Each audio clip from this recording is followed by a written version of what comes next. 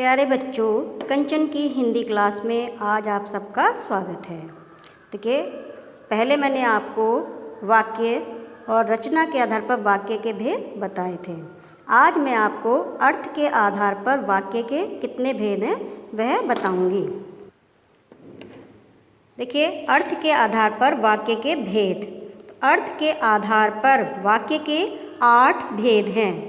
अब इन भेदों को याद रखने की एक ट्रिक देखिए घन की तस्वीर है, ठीक है। या आप कोई बॉक्स देख लीजिए घर में, तो उसमें कितने कोने होते हैं। देखिए 4 कोने ऊपर हैं, 1 2 3 4, 4 कोने ऊपर हैं और 4 कोने ही नीचे हैं, 1 2 3 4। तो इस बॉक्स में, इस घन आकृति में कितने कोने हैं? 8 कोने हैं। तो वाक्य अर्थ के आधार पर वाक्य के कितने भेद हैं? 8 भेद हैं। पहला है विधानवाचक वाक्य। जिन वाक्यों में क्रिया के करने या होने का सामान्य कथन हो उन्हें हम विधानवाचक वाक्य कहते हैं। जैसे मोहित खेलता है, सीमा पढ़ती है। दूसरा है निषेधवाचक वाक्य। देखिए, निषेधवाचक यानी कि नहीं, मना करने का बोध हो। तो जिन वाक्यों में निषेध अथवा कार्य न होने का भाव व्यक्त हो उन्हें हम निषेधवाचक वाक्य कहते हैं। वह बाजार नहीं गया है, रीमा पढ़ने नहीं जाएगी। इसको पहचानना बहुत ही आसान है। देखिए, जिस वाक्य में नहीं या यह काम मत करो, मनाही का बोध हो, वह निषेधवाचक वाक्य होगा। अगला है हमारा प्रश्नवाचक वाक्य। तो जिन वाक्यों से प्रश्न का बोध हो उन्हें प्रश्नवाचक वाक्य कहते हैं।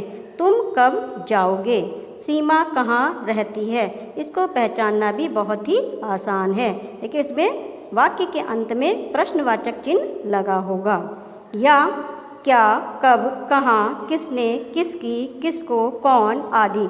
यदि इनमें से कोई भी शब्द वाक्य में है तो वह कैसा वाक्य होगा? वह प्रश्नवाचक वाक्य होगा। अगला है हमारा विस्मयवाचक वाक्य। तो जिन वाक्यों से विस्मय, हर्ष, शोक, घृणा, आशीर्वाद के भाव प्रकट होते हैं उन्हें विस्मयवाचक वाक्य कहते हैं।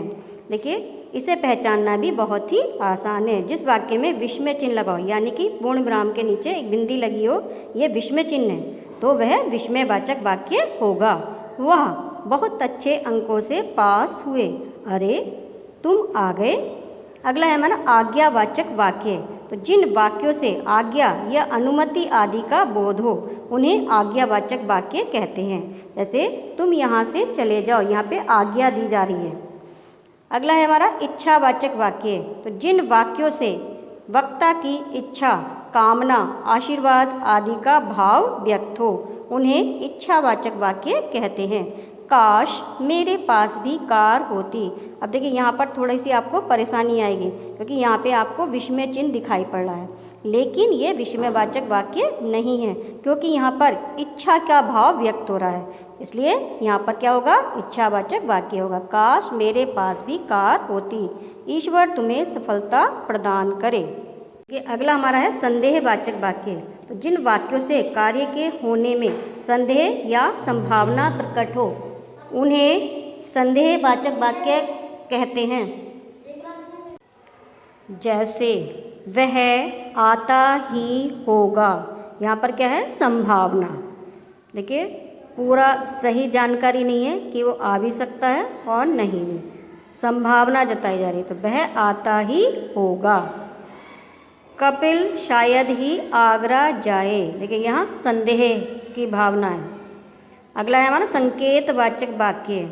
जिन वाक्यों में एक बात का होना दूसरी बात पर निर्भर हो उन्हें संकेतवाचक वाक्य कहते हैं। देखिए, इसमें 2 स्थितियाँ होंगी। यदि वर्षा होती, देखिए यहाँ पे वर्षा होती, ये आश्रित है, तो फसल अच्छी होती। या यदि वर्षा होगी तो फसल अच्छी होगी। यदि तुम जाते तो तुम्हारा काम बन जाता। तो ये हमारे क्या हैं? संकेतवाचक वाक्य हैं।